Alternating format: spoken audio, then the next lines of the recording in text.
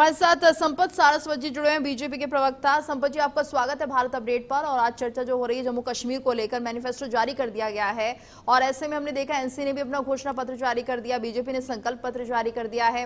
लेकिन अब जो मुद्दा है धारा 370 को लेकर, वो प्रमुखता से छाया हुआ है, उसी को लेकर और ज्यादा चर्चा की जा रही है।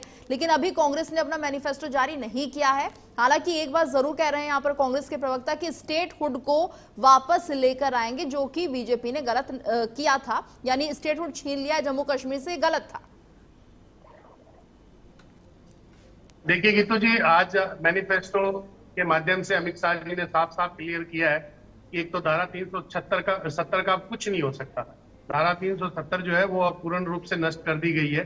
इसके अलावा जम्मू को पूर्ण राज्य के दर्जे की भी घोषणा जो है भारतीय जनता पार्टी ने की है। इसके अलावा अपने 5 साल के विकास मॉडल को इस प्रकार से सबके सामने रखा है गीतू जी कि अगले 5 वर्षों तक किस प्रकार से भारतीय जनता पार्टी जम्मू कश्मीर और घाटी के अंदर तमाम वो सुख सुविधाएं पहुंचाने का प्रयास करेगी जो हिंदुस्तान के अन्य बीजेपी शासित राज्यों और अन्य राज्यों के अंदर जो शोषित, पीड़ित और वंचितों तक हक और अधिकार पहुंच रहे हैं। गीतू जी, ठीक है। संपत जी, क्या आपने कोशिश नहीं की पाकिस्तान को मनाने की? क्या भारत की तरफ से पहल नहीं की गई कभी?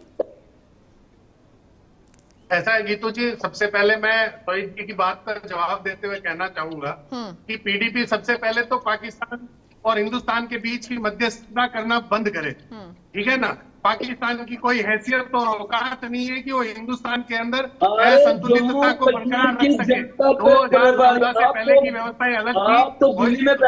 सुनिए, आप बात को सुनिए। 2014 तक जिस प्रकार से पीडीपी, कांग्रेस और अन्य दलों ने जिस प्रकार से आतंकवाद को पनपाया है, पाकिस्तान के आतंकवाद को हिंदुस्तान में पनपाने की कोशिश की है, उसका मुंह तोड़ जवाब 2014 से 24 के बीच में मिला है। इस बात का पीछे के आंकड़े उठाकर देख लीजिए कि किस प्रकार से आतंकवाद कम हुआ है। और आज जिस प्रकार से पीडीपी तरफदारी कर रही है, बार बार बॉर्डर के ऊपर बैठकर बात करने की बात कर रही है, बार बार मध्यस्थता करने की बात कर रही है, तो कहीं ना कहीं पीडीपी के मंसूबे सामने नजर आ रहे हैं कि किस प्रकार से पाकिस्तान को अपनी तरफ से एक बैक एंड का प्लेयर जो है वो जम्मू कश्मीर में खेलने के लिए मिल रहा है। क्या मतलब बनता है पाकिस्तान से बात करने का? क्यों करेंगे हम बात? हिंदुस्तान और हिंदुस्तान की सेना अपने आप में इतनी सक्षम और काबिल है कि अगर पाकिस्तान किसी भी प्रकार की हरकत करेगा तो उसको मुंह तोड़ जवाब देने में भारतीय सेना पूर्ण रूप से सक्षम है। गीतू जी, ठीक है।